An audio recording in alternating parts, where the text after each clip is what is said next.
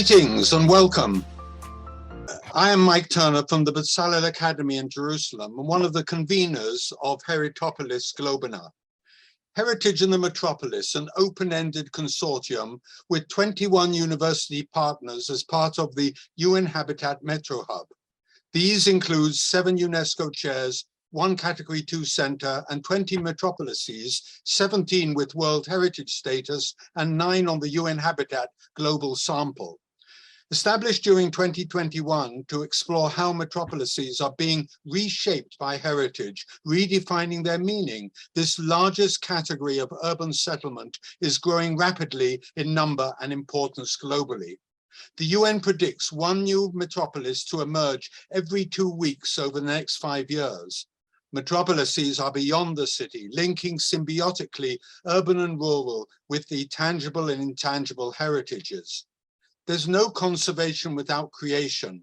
With the architecture of today being the heritage of tomorrow, we are concerned about the role of cultural and natural heritage in the planning, design, and management of the 21st century metropolises in the digital area.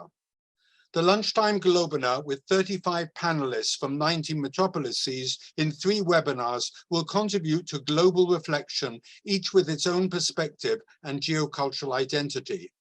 It will provide, with all of your active participation, critical inputs for reporting to the UNESCO Mondiocult 2022 and the UN Habitat Metro Hub with new innovative approaches for future heritage. I take this opportunity of thanking of all our amazing consortium members and institutional and organizational partners, and wish success to the initiative and welcome the greetings from our sponsors, UNESCO and UN Habitat. Thank you. Dear colleagues, friends, participants from all over the world, it is an honor and a great pleasure for me to convey to you the congratulations of the UNESCO World Heritage Center for organizing this important side event. The new heritage dimension for the 21st century, Globinar, organized by the Global University Consortium Heritopolis at UN Habitat, is a major contribution to sustainable urban and metropolitan development policies and to the discussions that will take place during the 2022 Mondiocult Conference in Mexico at the end of September. Within its mandate of heritage protection, UNESCO has always promoted cultural and natural heritage as fundamental enablers of urban sustainable development, and the World Heritage Convention has focused more and more its attention on the urban dimension of heritage with over 300 inscribed cities. In 2011, the UNESCO recommendation on the historic urban landscape established a clear link between urban conservation and sustainable development and has promoted an innovative approach to urban planning rooted on heritage. This vision has been further strengthened by Target 11.4 of the United Nations Sustainable Development Goals, with cultural and natural heritage supporting safe, inclusive, resilient, and sustainable communities. On the occasion of the 3rd Habitat Conference in Quito in 2016, UNESCO presented an important report, Culture, Urban Future, where heritage, both cultural and natural, was proposed as a key dimension of the urban and metropolitan development within the new urban agenda.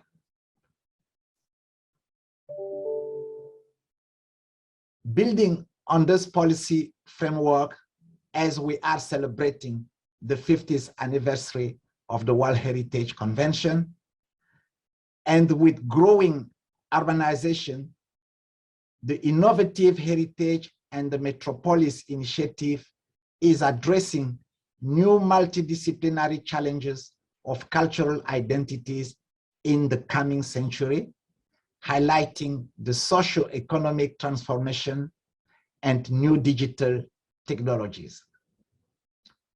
The Heritopolis Globinar is opening new perspectives that will assist UNESCO in shaping its future heritage policies. I would like to thank you for this important contribution, and I look forward to receiving the results of your Globinar at the Mondial Cult Conference in Mexico.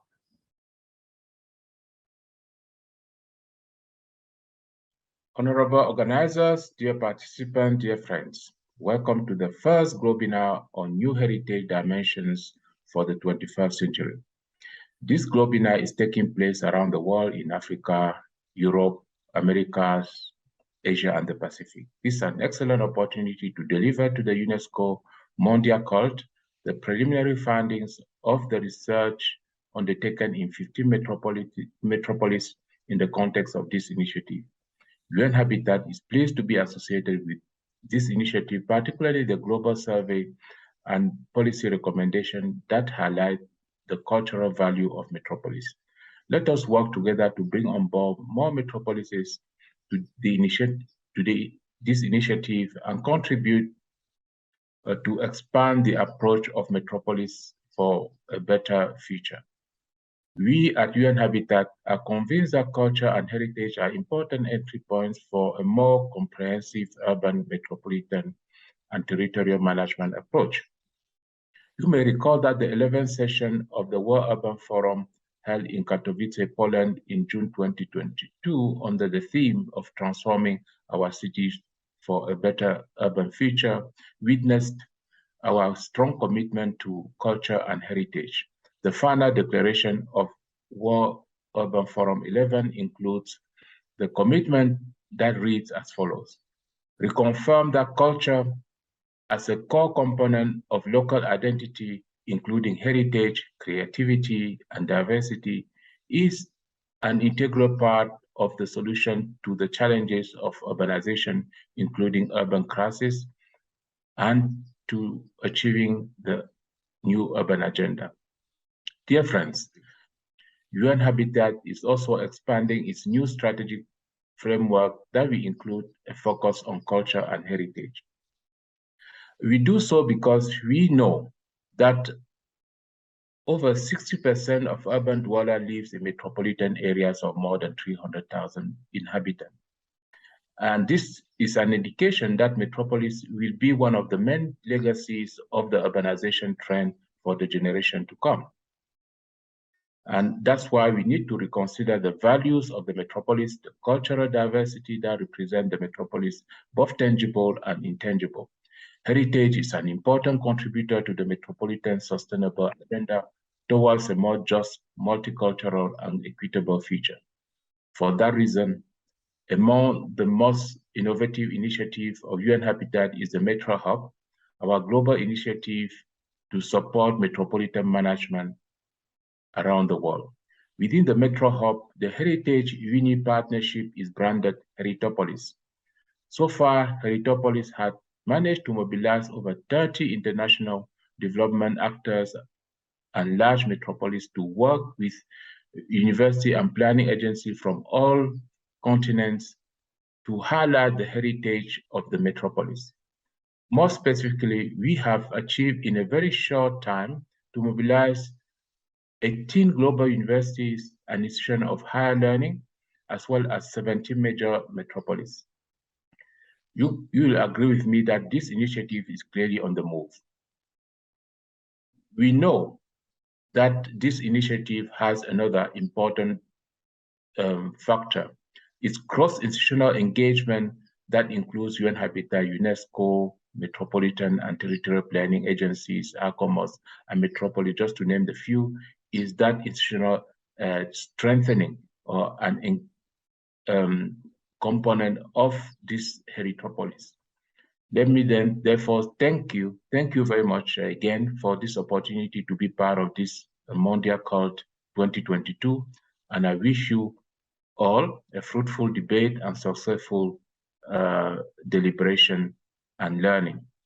Thank you very much. Dear friends and colleagues, good morning, good afternoon, and good evening, and welcome to this Globinar, Heritage and the Metropolis, a side event of the Mondiocult conference. 2 years ago, a group of researchers, practitioners, and planners got together and started a reflection on what is the role of heritage today in the metropolis, and what is the role tomorrow? What will be the role tomorrow of heritage in a metropolitan context, which, as the new urban agenda is indicating, going to be the most significant urban phenomenon of the 21st century. At the same time, we ask ourselves, how is heritage changing in this context? What will be the new meaning, the significance of heritage for the new populations of the metropolitan areas? Heritage is a social construct and therefore changes when society changes. It has always been like this. So the growth of large metropolitan areas will constitute a new context for heritage to express its value for groups, for human society, and for individuals. We have done a first survey. We've launched the first survey that has confirmed the interest of the issue, both for policymakers, planners, designers that are dealing with this complex phenomenon of metropolitan development, and also for heritage people that are asking themselves, how heritage can adapt to the new context and how it will change its own meaning and the way in which it is conceived, identified, used, protected, etc. I think this issue is a very challenging one for heritage professionals, for planners, for urban designers, and for all those who think that heritage has a role to play in human society today and in the future. The discussions that we will have today will largely enrich our platform, but we would like also to welcome you to follow us and to join us in the future in the development of this initiative, which certainly will become a very important point of discussion of what it will be the heritage of the future and what will be its role in the metropolitan areas in the 21st century. Thank you very much, and looking forward for your contributions. Thank you.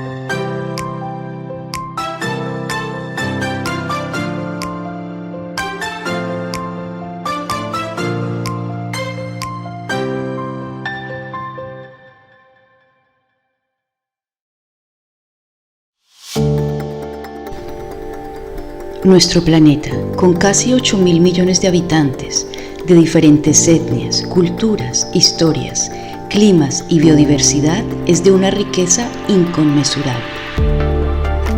Sin embargo, toda su belleza y riqueza natural y cultural se encuentran amenazadas por el cambio climático y otros fenómenos, con impactos sociales, económicos y territoriales inimaginables hasta hace algunos años.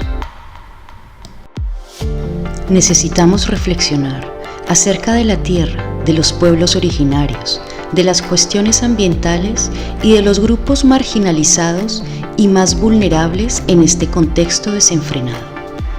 Necesitamos respetar todas las culturas y aprender, recuperando y revalorizando los saberes tradicionales. Somos parte de nuestro territorio.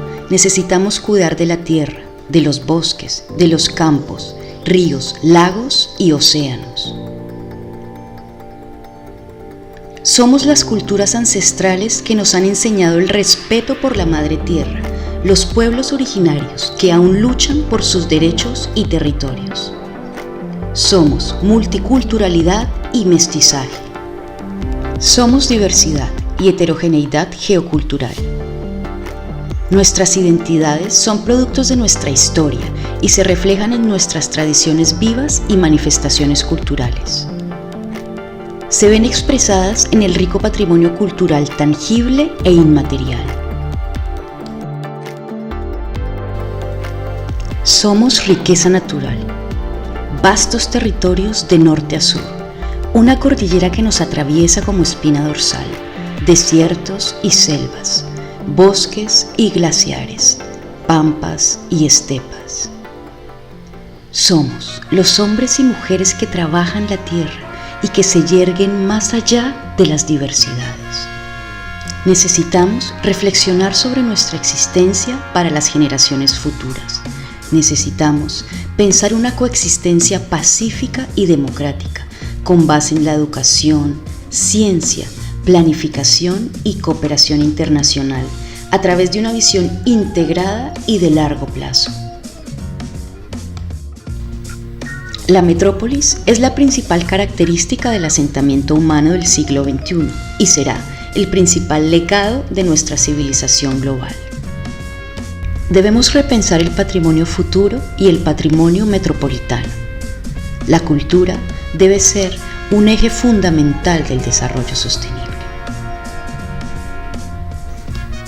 Como parte de nuestras acciones para 2022, el proyecto Heritopolis asume el desafío de organizar este evento preparatorio del Mondia Cult 2022, abordando las nuevas dimensiones patrimoniales del siglo XXI. Este webinar de las Américas quiere contribuir a la reflexión global, pero desde nuestra perspectiva e identidad geocultural regional, en toda su diversidad y heterogeneidad.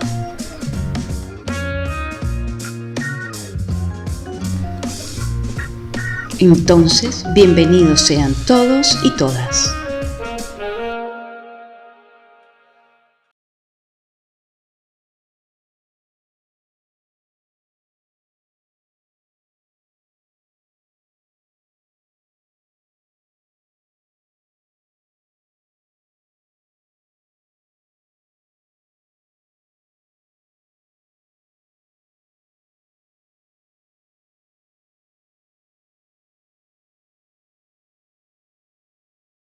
Hello, everyone, and welcome to the Heritopolis Lunchtime Globinar Americas. My name is Daniel Atias de Almeida, and first of all, I need to thank for all these thoughtful and very inspiring videos. Also, before we start our discussions, I'm going to call the Professor Vera from the Federal University of Rio de Janeiro and also my advisor for my PhD thesis. Vera, it's up to you. Okay, thank you, Daniel. Good morning, good afternoon, or good evening to everyone.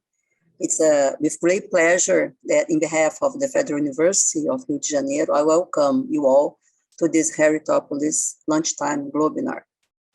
The panel A will focus on the theme Heritage and Metropolis, Future Heritage, Identifications in Biocultural Diversities.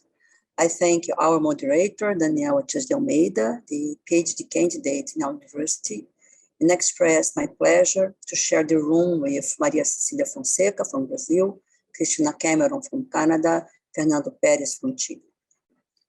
I will begin my talk, it's a short talk, by presenting some remarks from the 2021 debate organized by our World Heritage Movement, which had, as one of the important outcomes, the network which researches the connection between metropolitan areas and heritage, the theme of today's Lunchtime Globinar.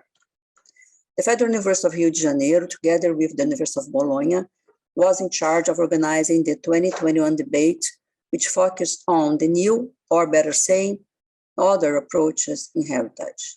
This activity included 24 Globinar sessions, 3 regional roundtables with African and Latin American researchers, 3 special master courses, and a joint publication with the University of São Paulo. Our colleague Mônica Bayesh-Lee and Daniele Pini were the leaders in all these activities, which will be presented in a valuable publication being produced. In the report on the 2021 debate on new or other heritage approaches, we concluded that the outcomes and outputs signalize the importance of facing our biocultural diversities, of promoting transnational dialogues, and of strengthening alliances with global civil society in order to spread the lessons learned by increasing partnerships and collaborations with local universities, local NGOs, local grassroots movements, local governments, and also local mainstream media. As described before, one of the relevant unfolding of the 2021 debate was the discussion around the relationship between metropolitan environments and heritage values.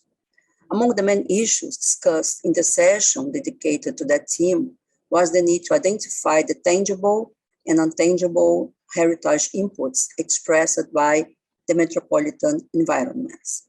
Among the tangible inputs, we can include the housing patterns, the biocultural environmental characteristics, the production modes and activities, the social facilities networks, and also the mobility aspects.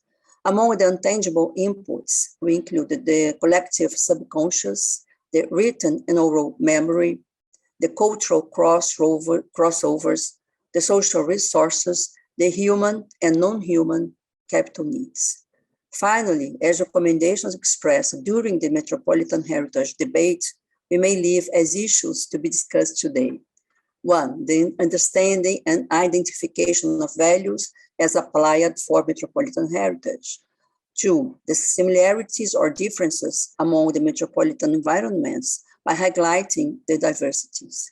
3, the need to integrate academic approaches and governance strategies by strengthening the partnerships. 4, the awareness of changing patterns and need of flexibility in the understanding of specific values, characteristics of local cultural assets by providing for future socially sustainable scenarios. To conclude my talk, I would like to highlight the importance of including the periphery and the marginal voices in the metropolitan heritage planning system. This diversity of voices in multiple sectors of civil and political societies should be acknowledged, as well as the potential conflicts derived from unequal, prejudicial, or discriminatory behaviors and stances. Our World Heritage Movement and the Heritopolis Hub, with the cumulative experience of facilitating international dialogue in heritage conservation, may play a significant role in this process. It must lead the way in the direction of mutual learning, social inclusion, and decolonialist approaches. Now, I thank you all for the attention, and I pass the floor to Daniel Atias de Almeida, our PhD candidate in our graduate program in architecture, who will moderate the debate. I excuse myself since I have to leave to teach my in-studio classes, and I wish you all a very good debate and a nice day. Thank you. Well, thank you, Vera, for your very thoughtful words. I think we also understand that today is a very important day to think about cultural policy. Even though this is a preparatory event for the Mondial Code 2022, we are fully part of UNESCO Mondial Code, and the discussions that we are addressing today gonna be take further on the event itself and also on the World Urban Forum that will take place in Cairo, Egypt in 2024. And also will be held on further discussions about cultural policy. It's been 40 years since there was this declaration of Mexico of cultural policies. So we need to rethink about what we understand as culture and heritage. We need to think about this interconnected, fast-paced, globalized world. We need to think about the intangible heritage. We need to think about the relations between the culture with its territories, and also about the key role of the metropolis in the 21st century. We are under environmental, social, and cultural emergencies right now. And it's up to us to think about the legacy that we want to bring for the future generations. After this, I would like to present for you the three experts, our guests from all over the Americas. The first name that we have is Maria Cecilia Londres, which is a member of the advisory board from IFAM Brazil. And also we have here Cristina Cameron from Our World Heritage, Professor Emeritus of the Canada Research Chair on Built Heritage in the Université de Montréal.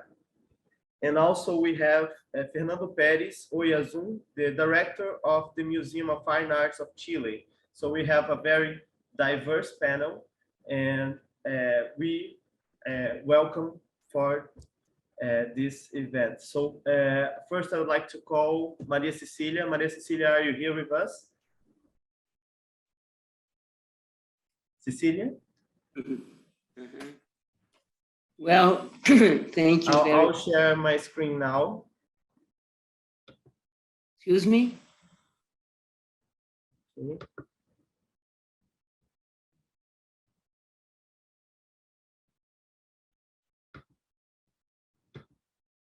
Okay. Okay. Everyone Okay. seeing my screen? Yeah, okay, that's okay. Okay. I think it's too large, isn't it? Well, I want to thank you very much for this possibility to participate of such an interesting movement, such a broad movement. And I see that Latin America has a special importance here. And, I am very happy and I feel very identified with your concern with cultural policies, and especially with heritage policies. That's my my specialty. Okay, so what I bring here for you for discussion are some reflections on this public policy that it has been such a long time so isolated from others, and we feel each day more, not only those who work with these policies, but also with other teams that you were explaining just a few moments ago, in the metropolis, for instance, and natural environment preservation, sustainable development, themes that are much broader. But the notion that this dimension of the public policies must be taken in concern. And that thing, I think it's very important for us, for all of us. Well, so I brought here this excuse me, the first one. Well, I've sent you in English. Danielle. Keep No? like that, since this is the No, one. no, I sent you in English. Okay, I can open it right now. We are short on time. So Oh, I please just do not. advise you to keep on with in Portuguese, and maybe I could help you up with anything. if you need. For those who see this, if you had it in English and I will prepare it in English. Okay. I can speak and you just change, okay? Okay. Okay. Well, I want to start saying that these policies of heritage that exist in the Occident since the end of the 18th century, beginning of the 19th century, as a state policy, a public policy, and that was created to prevent the destruction of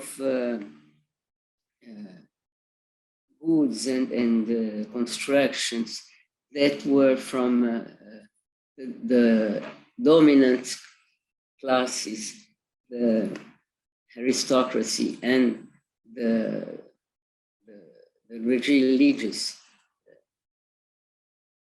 before the French Revolution, they might be destroyed as a protest. So there was a movement from the intellectuals to try to protect these assets that obviously they said that not belongs just to these classes. They belong to the nation of France, and they belong to the humanity. So they have a value as cultural assets.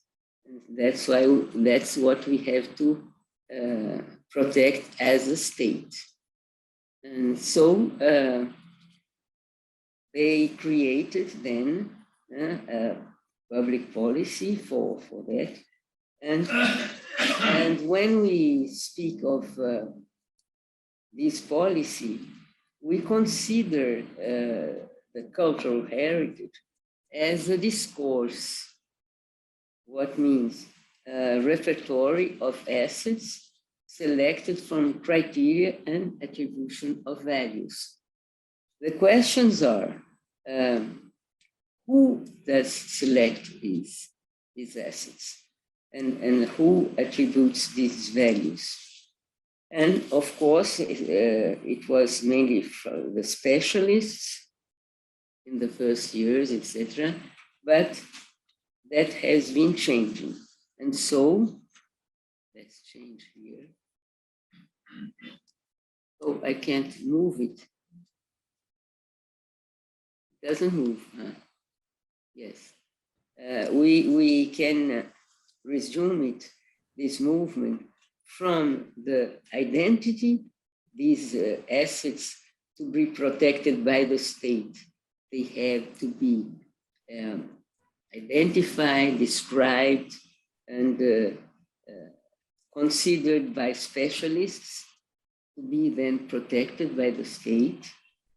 So, and they had to have an exceptional value from the point of view of the specialists, of course, and be legally protected.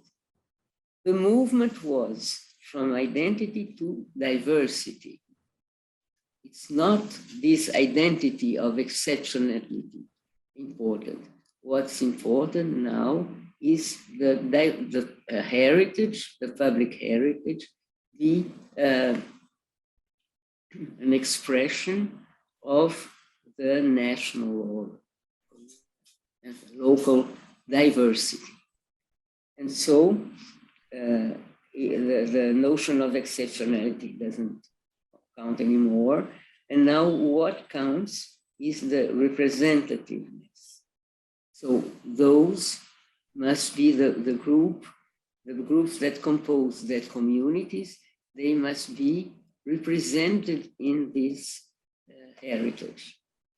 And not only represented, but they must also be active partners of this process of choice, of analysis, and of preservation. Yes, so there is a democratization of this policy in the last decades. Now, we have then this this movement that we explained, and we have still many perspectives and also challenges. And here we have one of them, the first, perhaps one of the most important, is the dichotomy between material and immaterial. In that film, I noticed that there was a mention to tangible and immaterial. I didn't understand very well why it was not tangible and intangible, or material and immaterial. But this dichotomy, it has been implemented about the second half, the last decades of the 20th century, and because there were very many discussions that exactly the heritage recognized and protected by the state were not representative of the diversity of that community. And so this dichotomy was in a certain way created because everything that was cultural, everything that was popular was not object of the protection of the state. That was a task to the folklore. But these assets were not considered to be heritage. And so some critics started, and that this was the idea of a high culture, that this was an elitist vision. And so there was a movement to change. But there was a problem there. Okay, but the instruments that we have to protect these goods, the legal one, are to list. They need a material good to be identified and protected and restored, etc. And these popular assets, they are assets of a procedural and dynamic nature. If we think the processions, the parties, the spectacles, etc., all these Oi! Excuse me, I didn't. Não houve nada, não. Rogério! Desculpe, eu estou aqui atrapalhando esse som. So these assets, they could not be protected by the instruments that were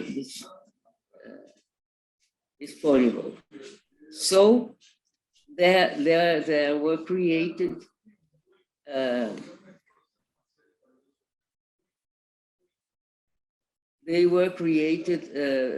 groups to discuss that,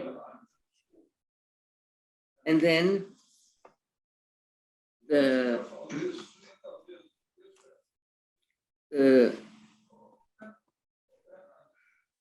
hello. So conceptually, they created this difference, material and immaterial. There is a problem that material and immaterial, it's something that there are two dimensions, necessary dimensions of any communication of anybody, of the human beings. The human being needs a support, a material support, to communicate his senses and what he wants to communicate. So conceptually, this distinction is not correct. But on the other side, this was the strategic way to create instruments to protect these procedural and dynamic assets. And so this distinction, that dichotomy has been maintained. But it's something that needs to be elaborated.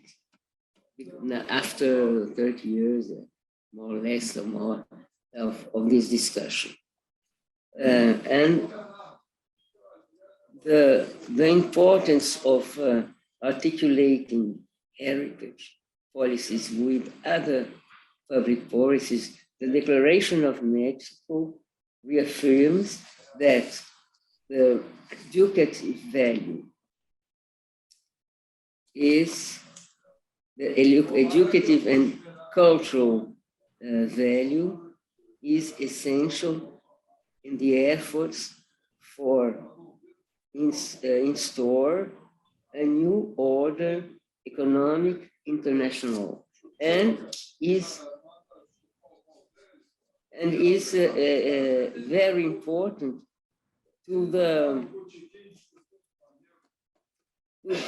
the sustainable development and the integration of this matter of cultural assets, heritage, patrimonio, as we say in Portuguese and in Spanish. And then we have this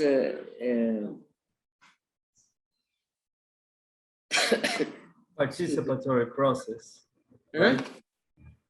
Participatory process, you're saying. Yes. We need to have this participatory process in order the inclusion of the to look at the heritage assets as a resource, educative resource.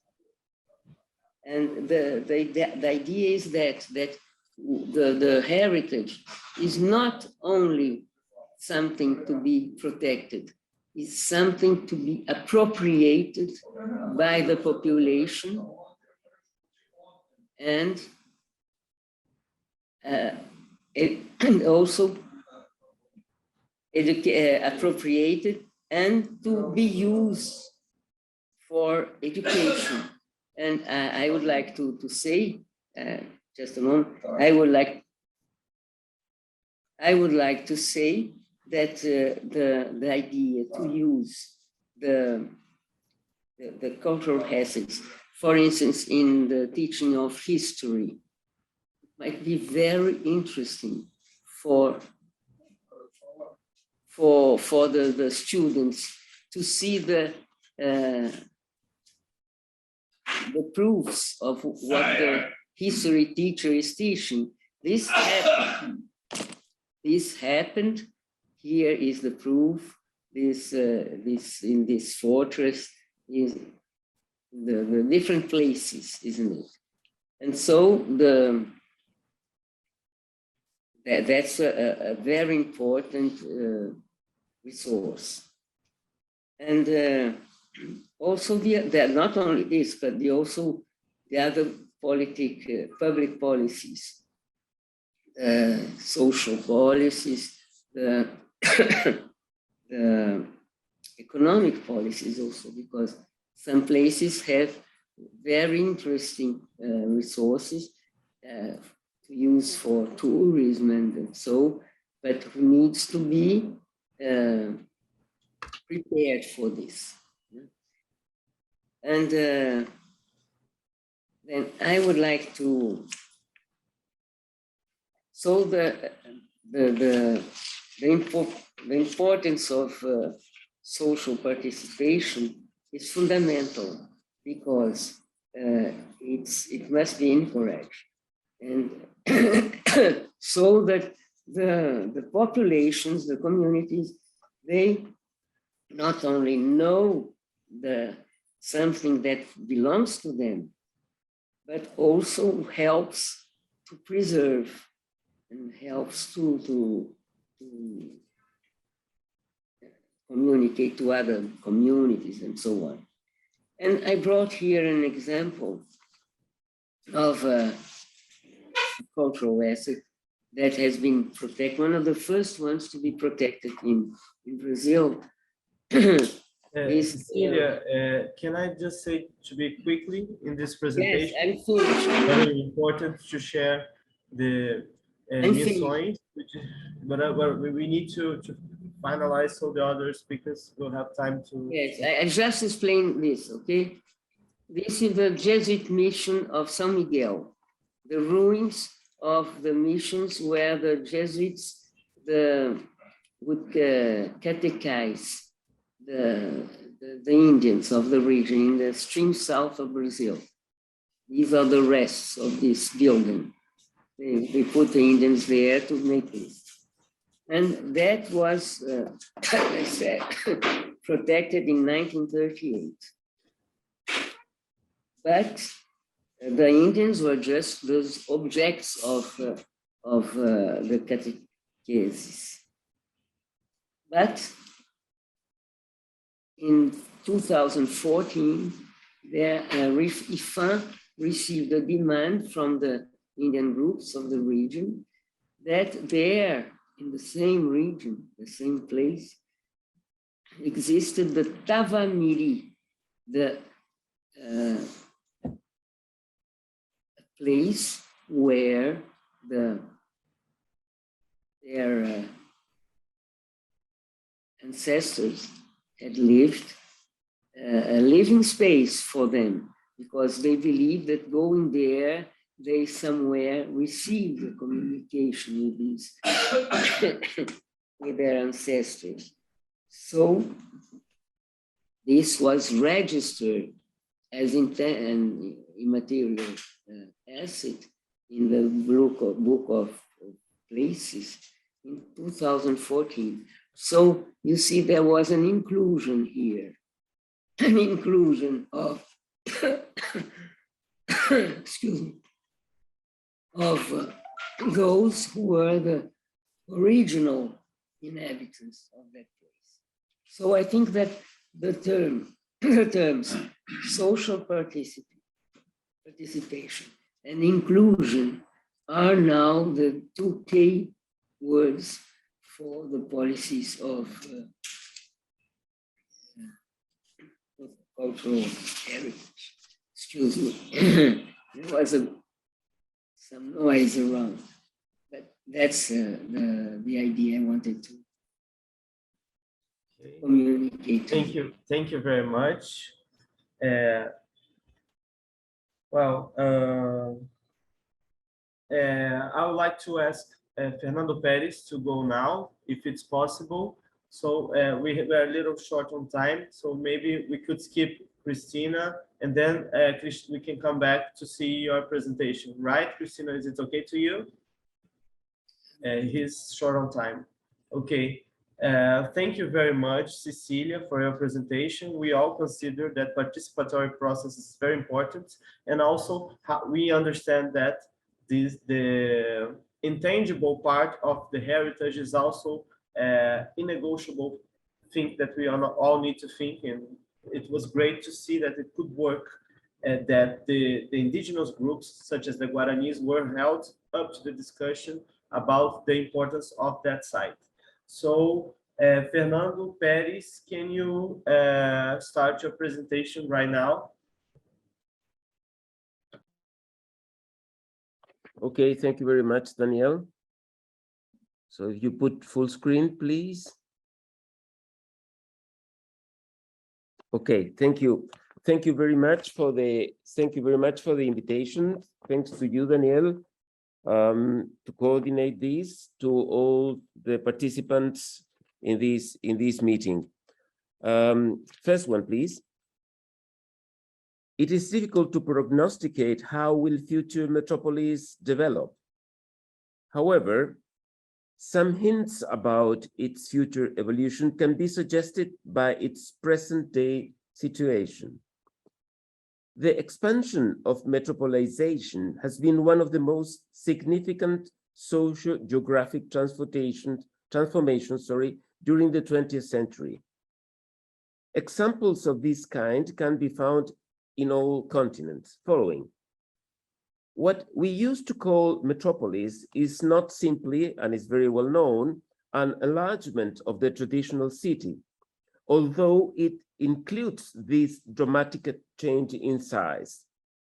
Together with the change of scales, and inner fragmentation characterizes metropolizations. New sizes led metropolis to cover ample geographic surfaces. Therefore, one could conceive the expansion of metropolitan agglomeration as a true territorial phenomenon. In the most different geographic environments, these new forms of urbanization establish a variety of relationships with the natural surroundings, which sometimes are even absorbed by these new forms of settlements. Following.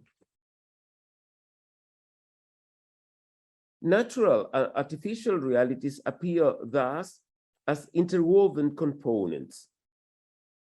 Its internal complexity, together with its historic development, led someone as Professor Bernardo Secchi from the Istituto Universitario di Architettura di Venezia state that some contemporary conurbations contained in itself all kinds of historic cities. Something that keeps us thinking about the historic background of metropolitan settlements. This is not a frequent perspective and gives us a starting point to the subject we have been proposed to develop today. Following. Heritage and metropolis are terms that not always come together. The first one is connected to culture, history, and therefore past. The second, metropolis, to future, society, and technology.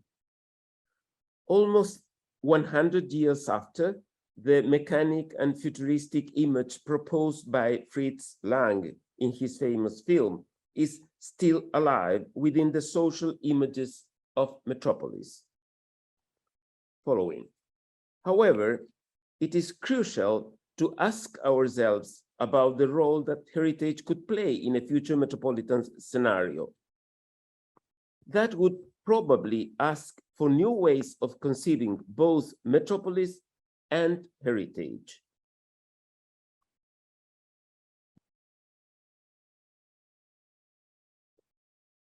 In this context, future can be conceived not only as something surprising and totally new, which is part actually is, but as a result of past and its reinterpretation. The first verses of the T.S. Eliot famous 4 quartets from 1936 to 1942 states it in poetic words. Time present and time past are both perhaps present in time future. Following. The role of heritage in future historic conditions and therefore in future metropolis can be seen on one side as a guarantee of its conservation, but also very probably implies its reinterpretation and resignification. This dual tension between preservation and reinterpretation could very probably characterize the role that heritage could play in future metropolis. Following. Without any doubt, this role needs to consider at least two significant features that characterizes contemporary heritage. Its more than significant expansion during the second half of the 20th century and the community involvement in heritage politics. Following. According to the first, as François Choet has stated, the most different objects and practices, from submarine remains to ancestral languages, and from gastronomic traditions to artworks, are nowadays considered within the realm of heritage. Following. When confronting the challenge of its role in future metropolitan context, we should keep in mind that we are referring to a very ample field, including natural and artificial phenomena, tangible and intangible uses. How all these perform in gigantic and complex agglomeration?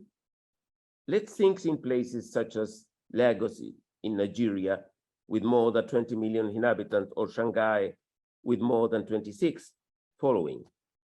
Again, it is not only a matter of size and scale, but also one of complexity. It involves the circulation of goods, so economy, ideas and cultural trends.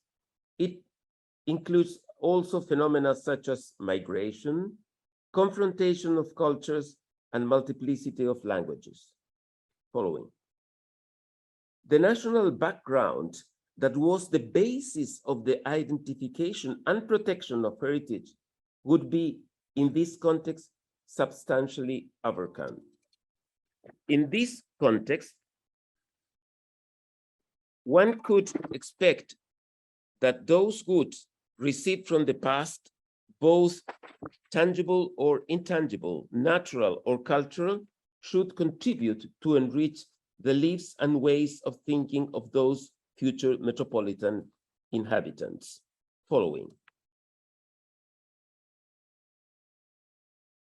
In this scenario, what could happen with heritage protection? Following. Heritage has been defined as something needing legal or at least intentional protection. How can that be assumed, taking in consideration the new scale and complexity of the metropolitan phenomenon and the infinite variety of form that heritage assumes? Following. Perhaps the first step to understand and manage the significant challenge is overcoming the idea that legal protection is the only way to face it. We could speak about new forms of protection, such as the development of technical resources following, and the proper management and political decision-making about it. The involvement of communities seems to be of increasing importance, both in the process of listing as well as in the managing heritage as part of daily life. Following.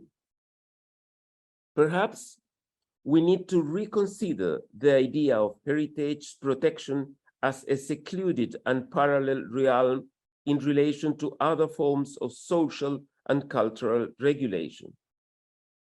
If socially appreciated, if intimately interwoven with the cultural life of community, its protection and conservation should become part of the preservation of wider cultural practices, and thus part of future metropolis' intimate life and reality. Thank you. Thank you very much for your presentation, Fernando. I also would like to invite Christina Cameron from Canada to start her presentation.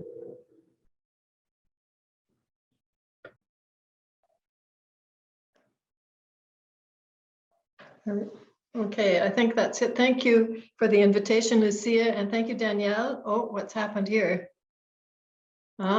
Let me just go back and do that Yeah, again. yeah, you should go back. I guess you went. Okay, there it is. There it is. Huh. Doesn't want to do that. All right. Well, I'll You just do it. share I'll just do it your without screen the enlarging way it. it That's is. fine. It doesn't need Yeah, to yeah. be full screen. Yep. So thank you for the invitation, and I will be very brief, I hope, because I realize we're out of time. And the issue before us is really about the future role of cultural and natural heritage in the planning, management, and design of the 21st century metropolis. And the point that I wanted to make here was simply to pause over the word cultural, because cultural is different from historical, and cultural is important because cultural heritage, as Maria Cecilia has said, exists in the present in layers of meaning and shifting boundaries. It's no longer only about history, but includes diverse societal values that have shaped, and they continue to shape, our large cities. And I think this is an important point because it represents, in my view, a paradigm shift from previous practice. Where do these new concepts come from? I won't spend much time on this because Lazar covered it very well. I guess I would pause only over the 1992 introduction of the cultural landscapes category for World Heritage, because that really began a process of considering the interaction between human and landscape interactions, and brought forward a more holistic view and a emphasis on intangible and spiritual values. And I think that was a very important first step. We've heard about the UNESCO recommendation on the historic urban landscape, obviously seeing the metropolis on a large scale, the UN Sustainable Development Goals with Sustainable Development Goal 11, which Lazar explained in detail, and then the new urban agenda. So I won't spend more time on that, but I will spend more time on what I think are the key characteristics of these new ideas or new concepts. The first is there is a distinction. The distinction is blurred between heritage places and the larger urban environment. By that, I mean heritage places are now perceived as components of large-scale neighborhoods or like green belts, urban parks, important views. They're very broad, as well as economic processes, in fact. So natural and cultural heritage spaces in the future, I do believe, will be perceived and managed on a landscape or a territorial scale. I think that's an important characteristic. The second is the diversity of values, which has been mentioned by others. And heritage values are now much broader than the traditional history and architecture, as we know, to include social values, environmental values, economic values, intangible values, etc. And Maria Cecilia went on to that quite a bit. The third point I would make as a key characteristic of the new way is this shift to community perspectives. And this is how values are identified. And it has really moved from a top-down kind of experts governmental exercise to one that is more bottom-up, that reflects the community perspectives. I think this is a very important new characteristic and will endure into the future. The fourth is the concept of an integrated sustainability framework. And here, I simply want to mention that in the past, the sustainability framework was largely focused on ecosystems and physical, tangible elements. And I would say that there's now been a shift to include cultural values. This means that heritage conservation activities take place within this integrated sustainability framework. I think that's another important characteristic. And the last one I would point to is the United Nations Declaration on the Rights of Indigenous Peoples, which I think can serve as a model for communities more generally. What it really has done is it's given Indigenous peoples the right to define what is culturally significant to them and to participate in decision-making processes. And the goal is balancing protection with public access to the cultural and natural heritage. I think this is a very good model that could serve our broader perspective on metropolis. I wanted just to pause on this because there's a new program which I think does serve as an interesting example of a new way of looking at things. In Canada, we've always had the big national parks, often in the north and not very accessible to people. And this year, the government has undertaken a major program to establish 15 new national urban parks. And their idea is that the importance of urban parks as essential places for conservation, but also recreation, learning, and mental and physical well-being. And that has certainly proven so with COVID. Of course, the enhanced green spaces combine both cultural and natural heritage. And the focus of these new national urban parks is going to be on restoration of biodiversity, replanting trees, restoring wetlands, etc. And the really key element is their accessibility to urban populations. The real goal here is to give access to green spaces wherever people work and play. So that is quite a shift for Canada. And I think it really does reflect a new way of dealing with enlarged cities, large and larger cities, and how you incorporate cultural and natural heritage. Now, I'm here in a way representing our World Heritage, and Vera has described very well the purpose of our World Heritage, so I won't go back on that. But in answer to the question, how can our World Heritage support this initiative by Heritopolis? And I would say that we could do that through three vectors that have grown out of the 2021 debates. And the first one is the vector of co-learning. Our World Heritage can foster support by sharing through exchanges about our heritage, its protection and management. And that was certainly the goal of the 2021 debates, was this co-learning. The second vector is about advancing practice. Our World Heritage can support by working together to rise to the challenges facing cultural, natural, and mixed heritage. Clearly, there's a lot of advancing of the practice and changes that are coming in how practitioners conserve and make useful heritage resources. And the third vector is advocacy, where our World Heritage can champion threatened heritage that holds community values. So I see the crossover from our World Heritage to Heritopolis quite easily. And to conclude, I think first I have 5 conclusions if you want. One is the need to explore new models that bring stakeholders together in an effort to harmonize policies and processes into a holistic management system at the landscape scale. This is the whole concept of the territory. The second is we really probably need to put more time on defining the roles and rights of communities, Indigenous peoples, and civil society in heritage activities in metropolises around the world. This is the future. We need to develop new participatory approaches to respond to the expansion of the physical boundaries, because the cities are getting larger, and the cultural meaning of heritage places. I think that the rethinking these new approaches these new concepts could actually influence how progress is reported on the historic urban landscape recommendation and also the new urban agenda reporting. But I also think they have, going through Mondiacult, they have an opportunity to actually influence the indicators and the goals for the new set of SDGs that will begin in 2031.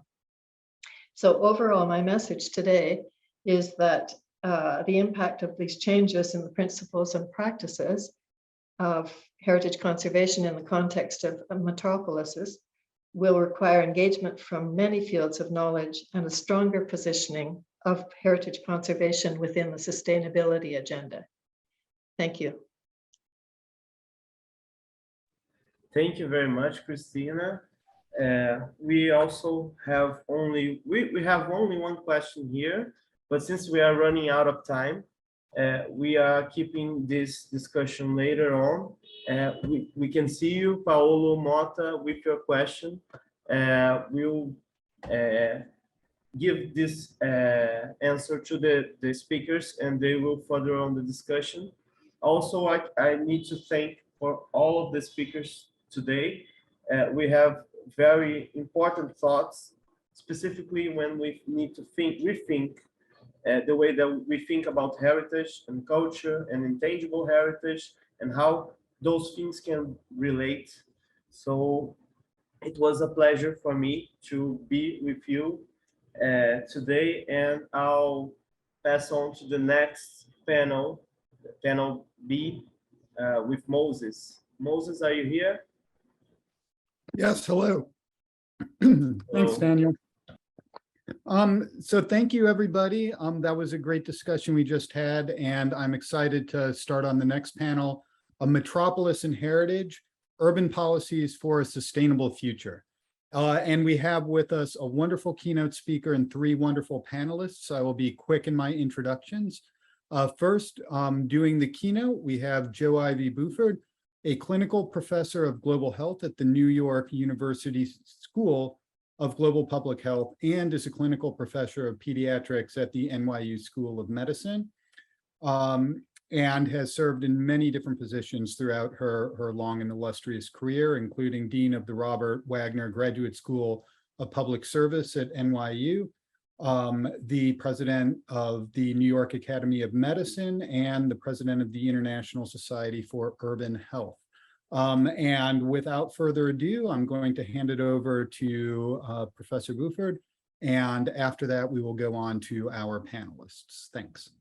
Thanks very much, Moses. My colleague, Gina Gonzalez, is going to change the screen for me, but I want to thank the organizers of the panel, and I'm delighted to kick off this discussion. My colleagues in the earlier panel and following me will be talking about how culture and heritage are so critical for sustainable urban development. And I'd like to add consideration of health as a critical factor in this discussion. So next slide. This is a definition of health used by the World Health Organization. It's very broad and considers achieving the highest attainable standard of health as a right for all people. And I would argue there's probably no concept more embedded in the culture and heritage of communities and cities and countries than health.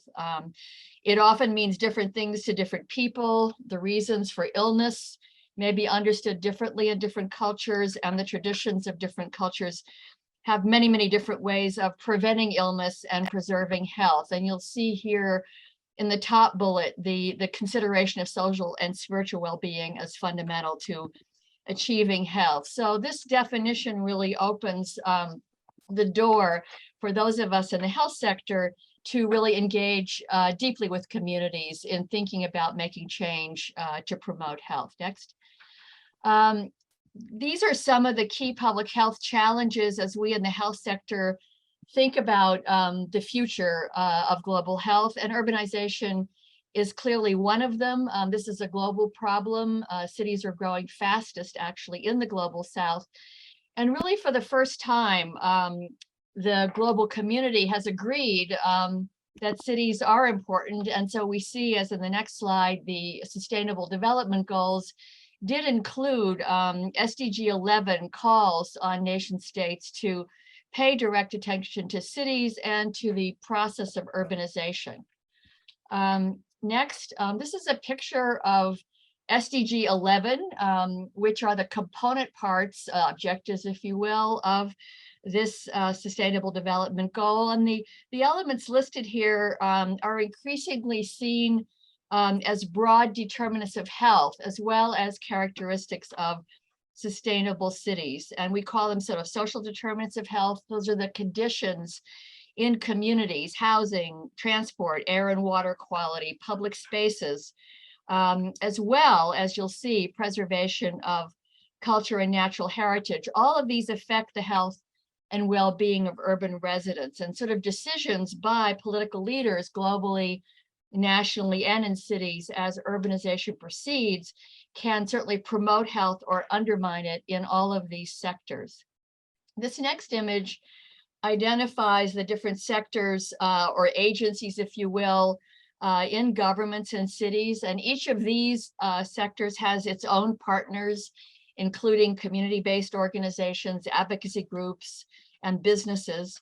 And while only one of these is the formal health sector, as you'll see on the left in red, there's increasing evidence that everyday policy decisions made in creating urban spaces, in building environments, in deciding on cars or no cars in a transportation policy, in creating healthy housing.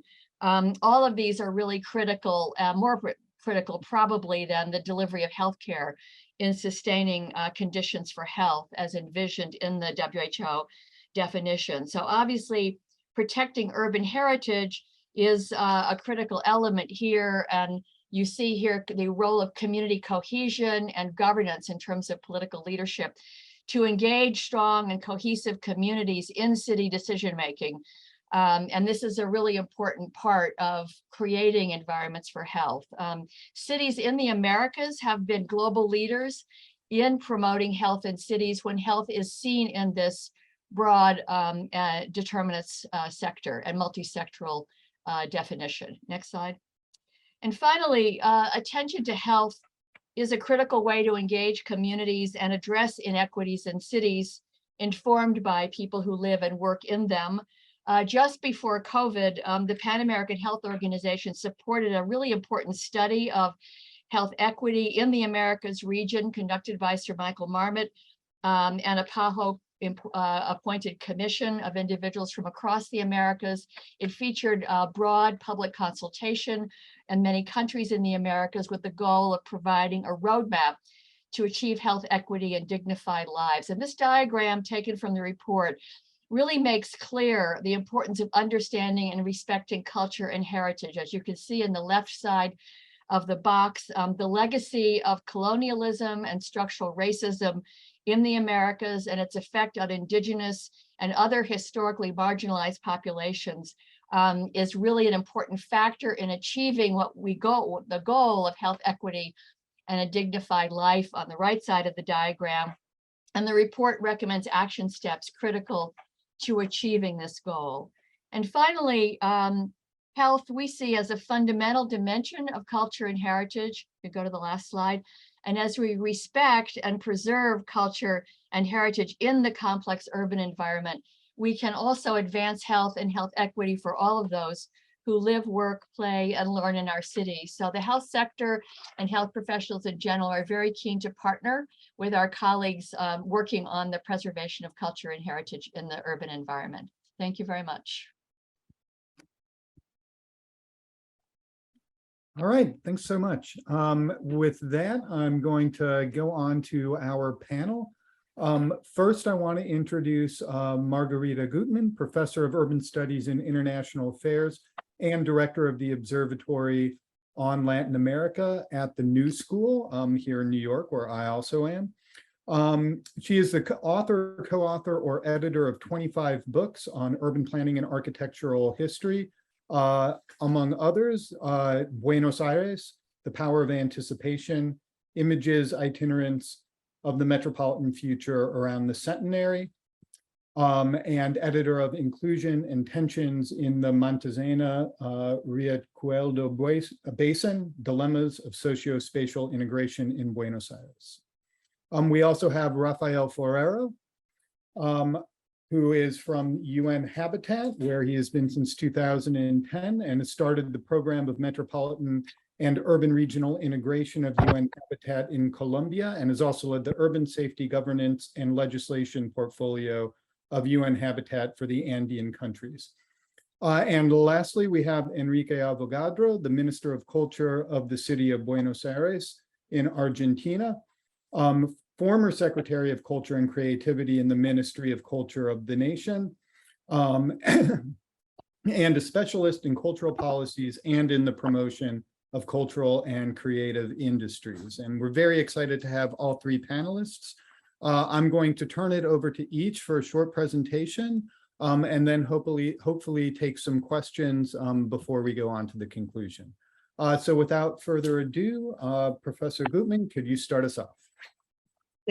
And I will shift to Spanish because I understood that it was possible, and then I will do it. Then I will share the screen. So, I'm going to share the language.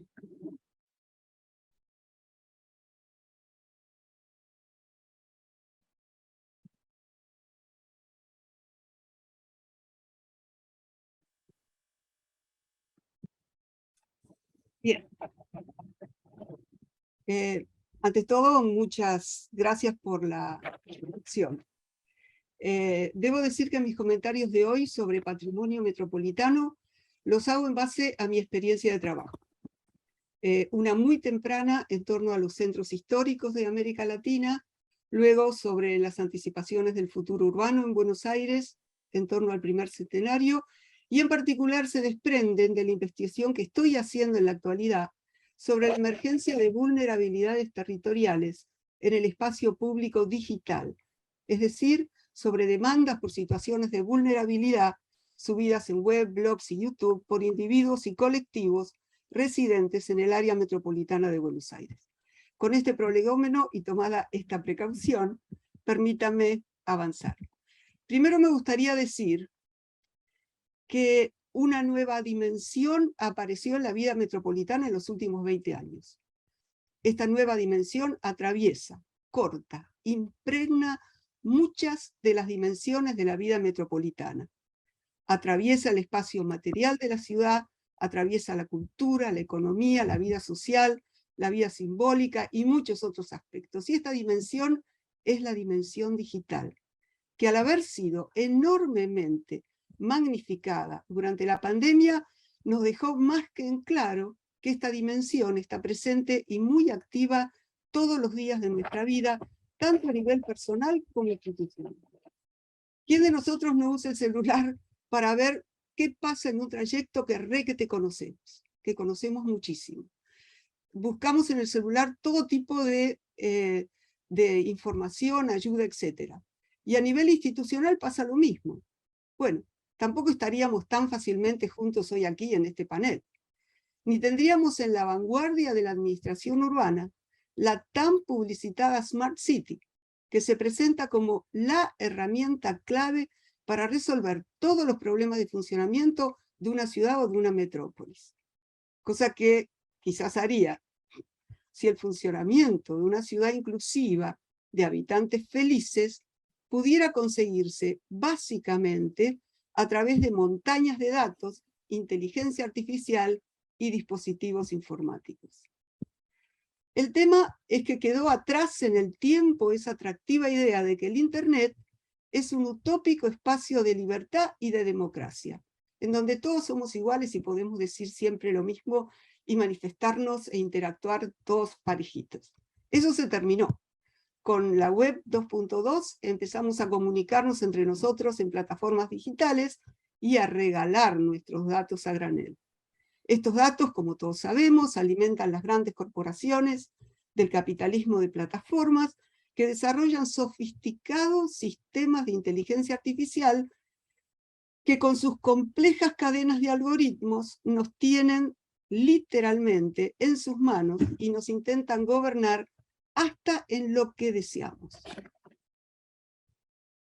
Muchos autores han trabajado sobre esto, como Byung-Chul Han, Eugen Morozov, Igor Calzada, Eric Sadin, Robert Kitchin, Nick Srinek, y tienen ahí una muestra de algunos de estos, que trabajan sobre el impacto de la digitalización sobre las personas, las culturas, las ciudades, la gobernabilidad, la ciudadanía, etcétera, etcétera.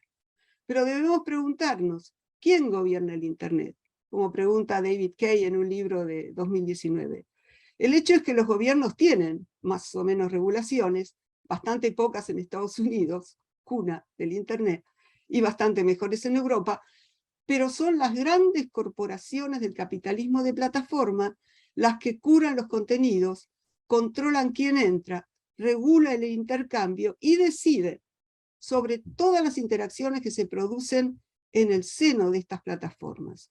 Son las GAFAM, Google, Apple, Facebook, Amazon y Microsoft.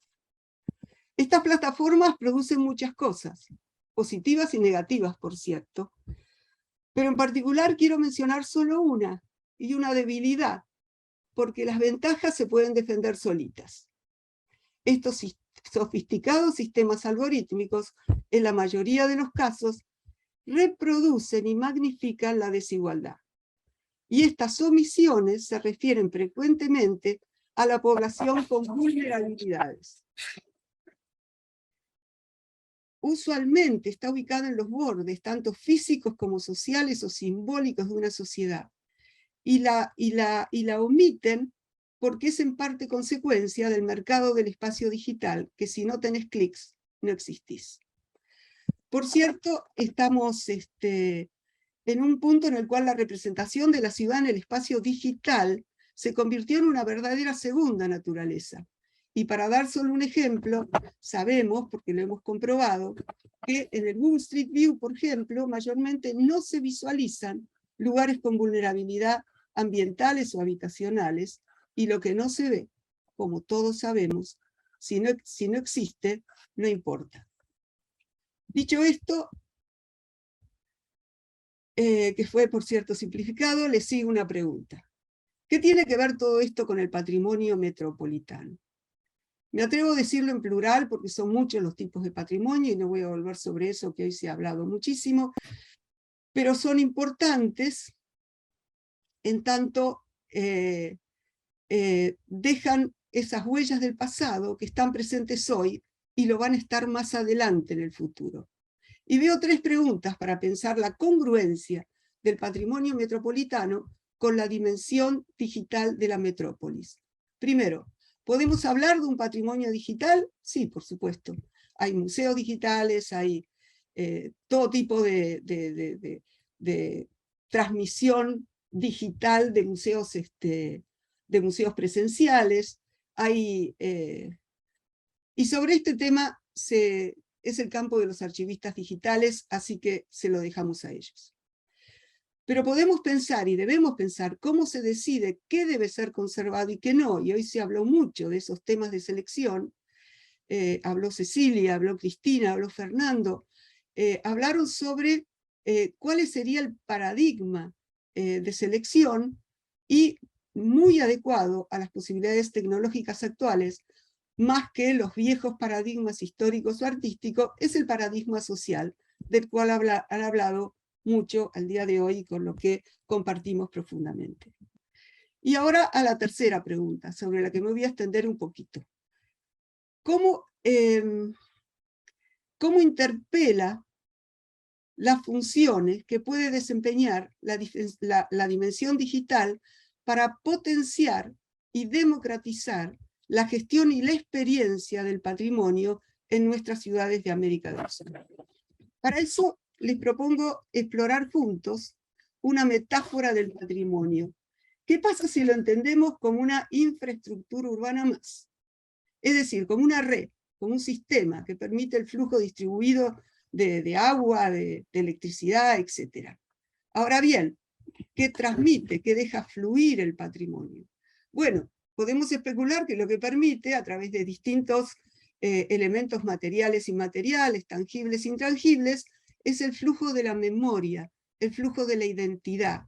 ¿Pero entre quiénes? Bueno, entre nuestros compatriotas de ayer, los de hoy y los que están por venir. Es decir, que podríamos arriesgarnos a decir que el patrimonio es como una infraestructura que permite el fluir de la memoria y las identidades entre pasado, presente y futuro. Lo que la dimensión digital le agrega al patrimonio, así entendido como una red por donde fluye la memoria y la identidad, y aquí abrazamos las cualidades positivas de las TICs, es un muy potente canal virtual de diseminación y dispersión a través de las inconmensurables redes del espacio digital. Pero en particular, lo que la dimensión digital facilita es la posibilidad de incorporar a los bordes en este flujo de memoria e identidad. Es decir, que permite reconocer e incorporar al acervo patrimonial aquellas entidades tangibles e intangibles que no son parte de la centralidad del mainstream, aquellas que solo aparecen cuando se mira con descentramiento. Y acá sigo el concepto de descentramiento propuesto por el antropólogo Michel Aguirre, y sobre un tema al que se ha hablado mucho hoy y que compartimos profundamente. Por supuesto, se tratan de lugares y aspectos culturales o sociales que por estar situados en los bordes de la periferia que se han mencionado hoy, en el mainstream cultural o bordes de la formalidad, porque son umbrales, son fronteras de activa interacción que tienen una naturaleza cambiante, ambigua, de confluencia e interacción. Y de esa manera están plenos de potencialidades, de posibles productividades, que en el caso del patrimonio son potencialidades para elaborar con las reflexiones democráticas y colectivas sobre la memoria y la interacción entre las identidades metropolitanas. Bien, con esto termino. Esto de aplicar las TICs al patrimonio no es nada nuevo. Hay museos digitales, hay muchos que tienen salas digitales, además de las presenciales, y también hay información online en algunos sitios o lugares patrimoniales con el VR. Pero lo que quiero destacar es la enorme capacidad, pero también los riesgos de los que hablamos al comienzo, que conlleva la aplicación de los TICs, porque creemos que es posible hacer un uso redireccionado de la tecnología en los procesos de reconocimiento, valoración e intervención de un acervo patrimonial que asegure el derecho a la visibilidad y la circulación de memorias e identidades periféricas y centrales en el espacio digital. Muchas gracias.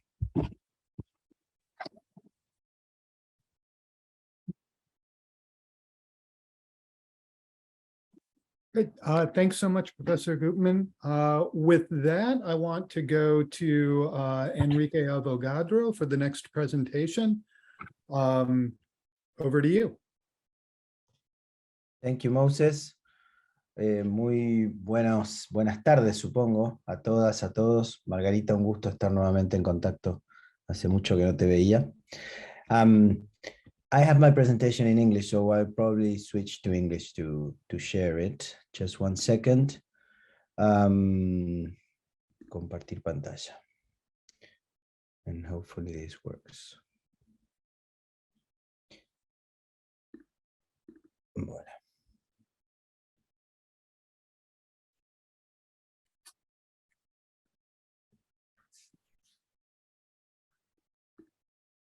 Okay. So I will very, very briefly try to share one particular experience that I think it's in dialogue with Margarita's presentation. It's not about the digital realm, but it's about heritage and the way we are looking at the challenges in our city, in the city of Buenos Aires, in Argentina. Esto bueno avanza. Okay.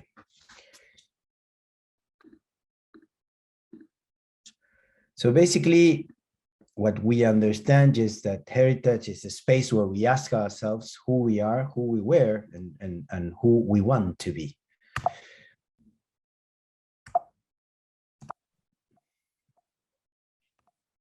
No entiendo cómo pasa esto. No. Ahí está. Sorry.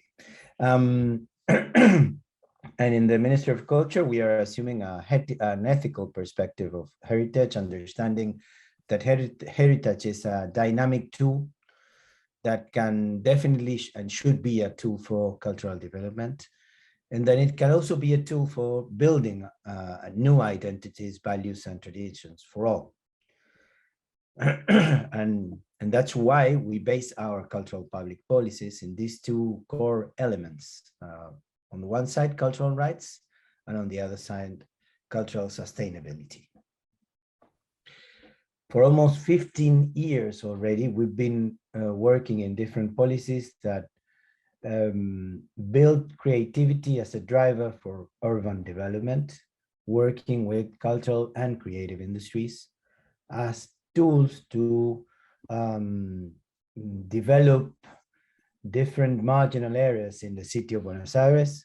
We launched our creative districts policies in the city of Buenos Aires almost 14 years ago, with these four districts, the technology district, audiovisual district, arts, and design district.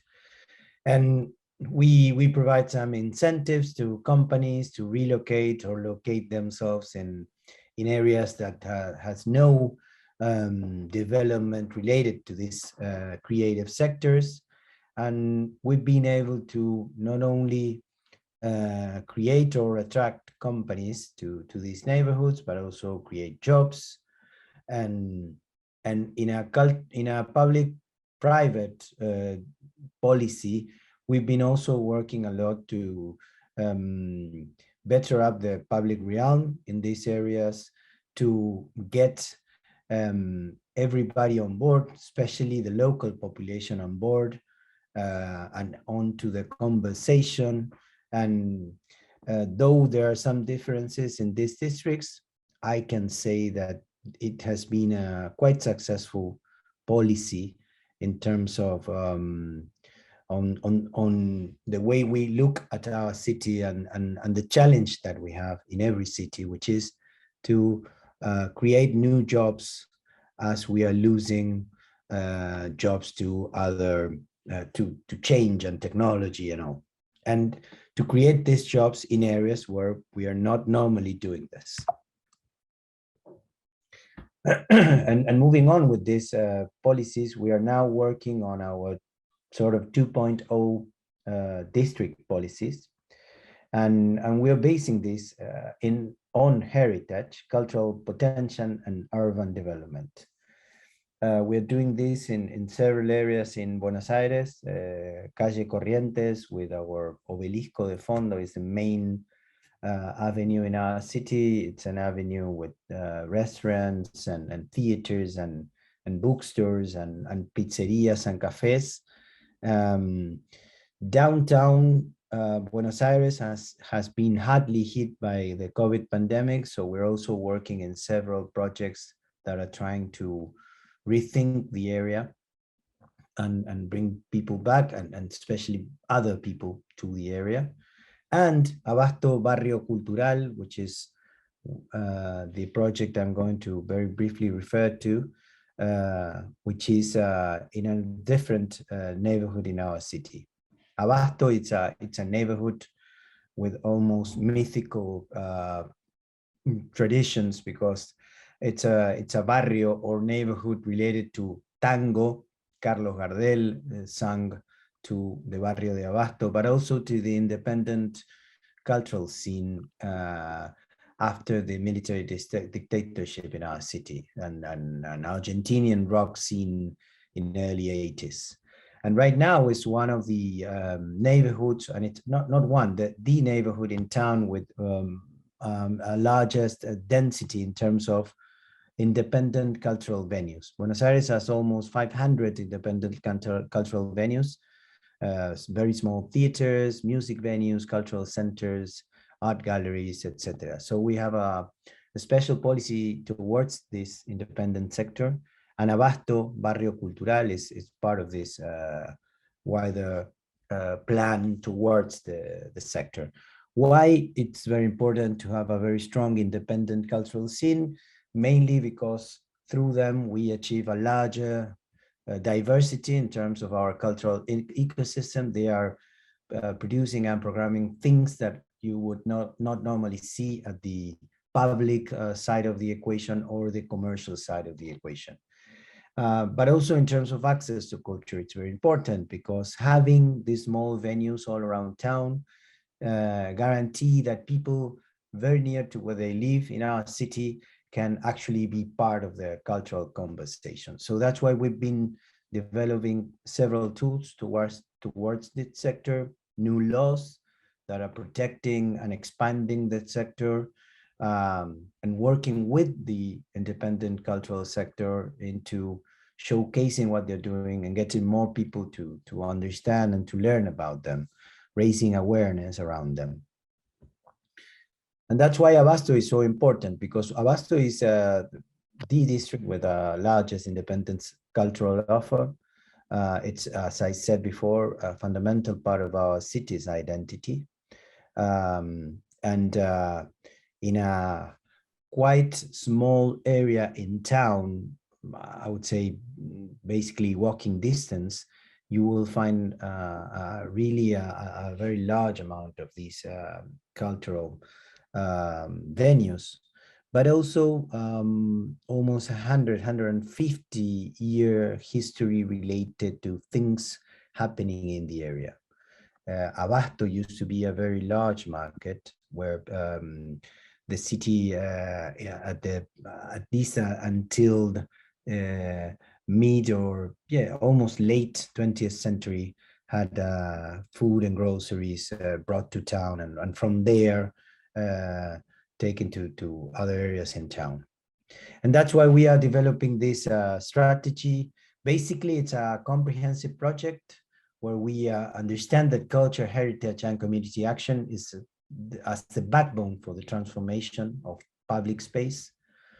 It is born from the recognition of a rich multicultural ecosystem characterized by the great presence of independent cultural spaces.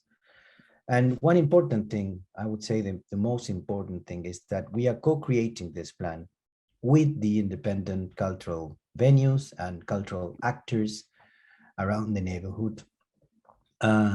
Understanding that cultural venues are not only theaters or music venues, but also bars and restaurants and other important places in the neighborhood that relate themselves to culture and are part of the live and rich cultural ecosystem in the neighborhood. We are working with several policies related to improving the public realm, working with artists towards bringing public arts into the equation, promoting new audiences. But I would say again that the most important part of the project is that through this co-creation, we are actually listening and taking into account what the neighborhood is saying. Of course, one of the challenges, probably the main challenge, is that it's not that the projects go wrong, but if the project goes right and we are successful with it, we will have always the challenges of gentrification. So that's why I'm saying that it's very important to co-create this plan with the neighborhood, taking very seriously into account what the neighborhood is saying. And again, I'm not going to read out the presentation, but basically we're working in improving the public space through different projects and with a quite important investment on behalf of the mayor of the city of Buenos Aires, of the city of Buenos Aires, of the government of the city of Buenos Aires. We are also, but this is of course a render is not still there, but we are working in different projects that are without changing the way the neighborhood looks, making some improvements into making it more walkable and agreeable and basically getting people to actually walk and be there. We're also organizing a very strong agenda through year-round, where we are bringing all these cultural venues out on the streets.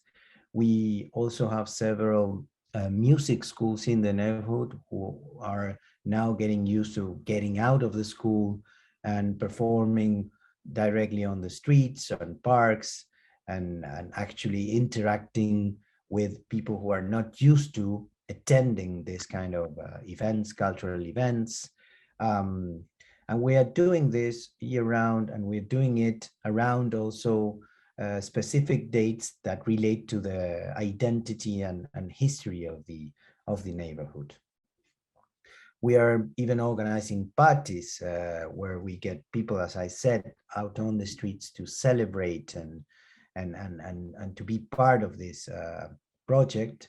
And we are also at the same time trying to research and get heritage and identity of the neighborhood on board with, of course, a contemporary perspective, but understanding that the neighborhood identity is the most important tool in terms of what we are trying to achieve.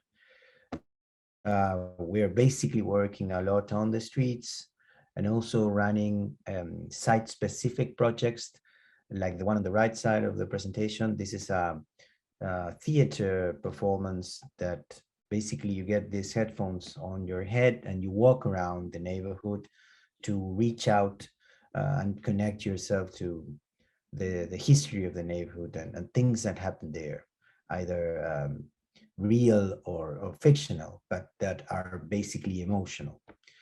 So to finish this presentation, I'm very proud to also, I would say, boast that we were awarded with the UCLG Mexico City Culture 21 Award. That's the most important award for this year for the UCLG Cultural Network. And we will be attending Mondia Cult as award-winning receivers. And we are very, very proud to share also this award with Dublin, with the city of Dublin. We are very happy also to share this information with you. And of course, if you need any further information, I would be glad to answer any question or send information through email afterwards. Thank you very much for your attention.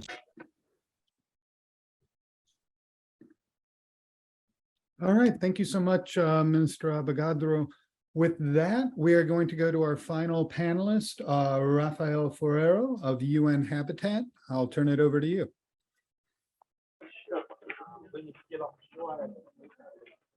Gracias, Moses. Gracias también a los panelistas que me antecedieron. Yo simplemente para información del traductor voy a hacer mi intervención en español. Primero, perdón si se escucha mucho ruido de fondo, pero estoy en este momento en un campus universitario, que es además un ejemplo perfecto de cómo una metrópoli puede repensar su patrimonio. Solía ser un rastro, o entonces un lugar de muerte de animales, y ahora es un campus universitario que además ha convertido a esta pequeña metrópoli en una centralidad de todo un corredor metropolitano. Yo creo que este ejemplo es muy interesante y desafortunadamente no está localizado en las Américas, pero creo que sería un importante proyecto para compartir en este consorcio y con todos ustedes interesados en este tema. Mi intervención va a ser muy corta y diferente a las demás, porque no voy a presentar una visión de ONU Habitat sobre patrimonio. Primero, en realidad, porque nosotros no tenemos una visión o una definición específica del patrimonio. Nosotros nos apoyamos en UNESCO, que es nuestra agencia hermana especializada en ese tema, como también nos apoyamos en todo el sistema de Naciones Unidas para realizar este tipo de intervenciones multisectoriales vinculadas al desarrollo territorial. Y segundo, porque las aplicaciones que queremos desarrollar las estamos de hecho aprendiendo de ustedes y del consorcio de Heritopolis y de todas las universidades, los practitioners, los expertos, los profesores que están contribuyendo con sus propias visiones y además muy diversas. A mí personalmente me gustó mucho la diversidad de estas visiones que ustedes nos han presentado hoy, además porque son visiones, unas un poco más clásicas del patrimonio y de la cultura, otras un poco más, digamos, con elementos innovadores, también algunas que vienen propiamente desde la academia, esta última, por ejemplo, que nos presentaba Enrique, que viene desde el sector público, desde el gobierno, que es también importante vincularlo en este tema del patrimonio y de la cultura. Pero sobre todo lo que más nos sorprende en ONU Habitat es que el patrimonio y la cultura se esté entendiendo como un nuevo punto de entrada para la gestión territorial, la gestión urbana y la gestión metropolitana. Esto es algo que no solo se discute hoy y no solo se discute camino a Mondia Cult, sino que también lo discutimos hace un mes y medio en Polonia, en Katowice, cuando hicimos la sesión número 11 del Foro Urbano Mundial. Allí tuvimos también una de las agendas, yo creo, más ricas en la historia de los foros urbanos mundiales en estos temas de cultura y de patrimonio. De hecho, como lo mencionaba Remy al comienzo, fue tan interesante que el tema quedó incluido en la declaración del Foro Urbano Mundial. Y no se me hace raro porque la cultura y el patrimonio es una de las metas del ODS 11, pero sobre todo además es una oportunidad para vincular diferentes agendas globales de desarrollo y para territorializarlas. Ambos son retos, son palabras que escuchamos mucho, la vinculación entre diferentes agendas globales y la territorialización, llevar estas agendas globales que son tan generales al territorio. Es muy común escucharlo, pero realmente en la práctica es muy complejo. Son retos muy complejos y mucho más en este sistema de cooperación internacional que se ha vuelto cada vez más complejo y, digámoslo así, un poco más enredado, ¿no? Déjenme decirles que teniendo en cuenta los datos, las cifras más recientes que tenemos en ONU Habitat sobre tendencias de crecimiento urbano, estamos convencidos de que la vinculación entre el patrimonio, la cultura y las áreas metropolitanas, los espacios metropolitanos, es fundamental. Hoy en día el 60% de la población urbana global, que es casi 2.600 millones de personas, vive ya en espacios metropolitanos. Y en los próximos 15 años vamos a tener casi 1.000 millones más de personas viviendo en espacios metropolitanos. Esto efectivamente, como lo ponían ustedes en ese video de apertura, hace que las metrópolis, los espacios metropolitanos se conviertan en la tipología más común de ciudad de este siglo y de aquí al futuro. Entonces, obviamente que entender el desarrollo, la identidad, la cultura territorial desde la escala metropolitana y cuidar también y promover la escala metropolitana como un nuevo patrimonio de la humanidad, lo consideramos fundamental. Yo solo quiero invitarlos, solo me resta invitarlos a seguir trabajando en este nuevo punto de entrada del desarrollo sostenible y seguir encontrando más vínculos con las demás agendas globales, ¿no? Creo que el patrimonio y la cultura también son interesantes para el Acuerdo de París sobre cambio climático, para el Acuerdo de Addis Abeba sobre el desarrollo económico, para otras agendas y otros compromisos globales que son tan urgentes. Estamos hoy en día en la mitad del tiempo establecido para cumplir los ODS. Solo nos restan un poco más de 7 años. El secretario general de Naciones Unidas ha llamado esta última década como la década de acción. Pero si ustedes revisan el último reporte precisamente sobre el cumplimiento de los ODS, pues hacen falta muchas más acciones. La mala noticia es que estamos muy rezagados en el cumplimiento y que si seguimos en este ritmo, pues no vamos a cumplir las agendas globales. Entonces creo que más esfuerzos desde múltiples sectores son fundamentales y estamos listos para apoyarlos a ustedes en encontrar este vínculo, en cumplir el ODS 11.4, pero además en utilizarlo para acelerar el cumplimiento de la nueva agenda urbana y de los ODS.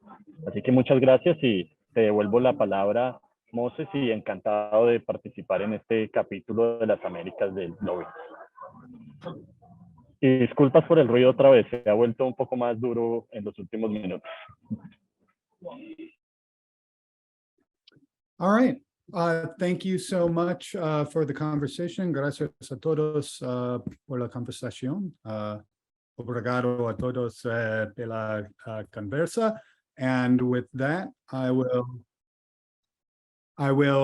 turn it back over to Daniel in order to get some of the questions and answers that everybody has been putting into the chat answered for both panels. We've had a lot of great points made, and I'm particularly interested to see some of the answers concerning kind of the peripheries of the city, as well as the role that the increasing digitalization of the city plays in both heritage and inequality. So with that, I will turn it back over to Dan. Well, thank you, Moses. Thank you all for the incredible presentations.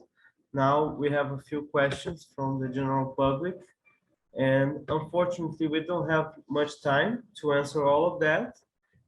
We will answer the others by email later, but we're gonna pick up the Paulo question, which is, don't you have any doubt that modern youth metropolises are able to preserve both tangible and intangible heritage, as well as minor cities and towns succeed in the past? Seems that increasing size lowers the overall values.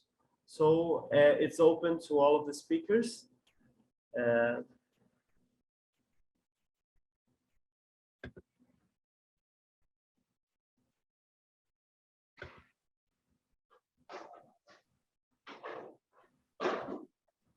who wants to start? Christina?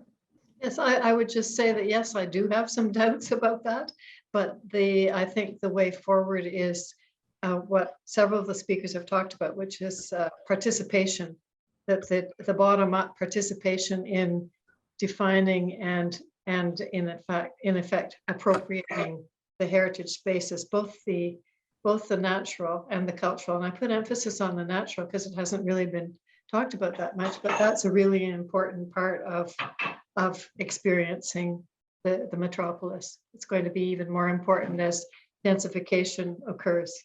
Thank you. Thank you, Christina. Does anyone else wants to answer this question? I think that picking up on Fernando's comment that it is not scale or size, but it is complexity. And in fact, that the digital revolution is empowering the individual much more, and therefore the actual relationships of size becomes dramatically changed. And I think that this is a critical part to it. I would also like just to thank Enrique for his amazing presentation. And I think that, again, we're looking at areas where gentrification is in a positive way. In other words, how do we understand gentrification, the processes, to make places safe and inclusive? And this is one of the ways which culture can actually make an important contribution, and where the local people can be really involved. Well, thank you, Mike. We only have room for one more question, so I'm picking up Michelle's question to all the speakers from the first panel, the first session. Is it possible that the active integration of culture and heritage into metropolis will target tourists and alienate locals? How can policy and/or efforts encourage and ensure participation from local residents, allowing them to share, exchange culture, and learn?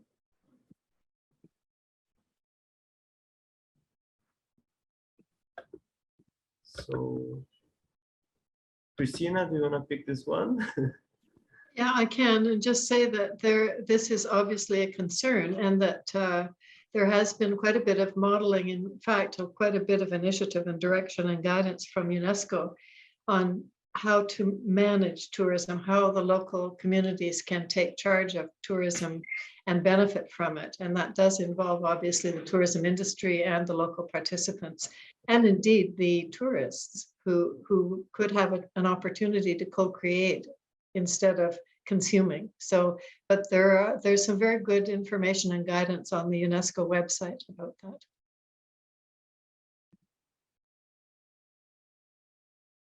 That's great. Thank you, Christina, again. So I guess that's it. Thank you very much for your participation in this Globinar. We are very happy to have all of these experts here with us. And I would like to thank also to all the people that help this to happen, all the translators from Argentina that were right on time, translating into Spanish and English at the same time, and also to all of those who are here today helping this event happen. We also would like to invite you to the next Globinar, which is Asia Pacific, that will hold on at 1 p.m. at Shanghai time. Is it right, Mike? Yes, but we had it already this morning. Oh, we already have. So this is the final one. Okay. So thank you very much for this. All of these presentations will be on YouTube soon. So if you miss some part of it, just follow Heritopolis at our social media, at the website that you have the link. We have the link for the YouTube too. So keep looking there. We will share this full presentation here with all those points. And I would like to thank you all and call up maybe Rafael Forero for some final words.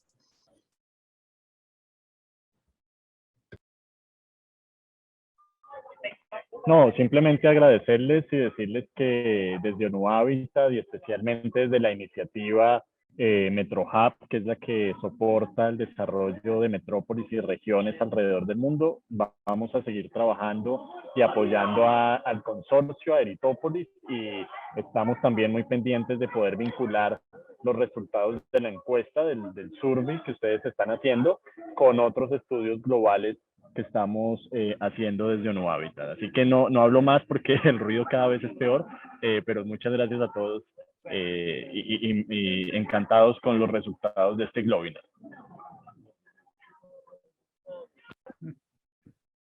Thank you very much to all.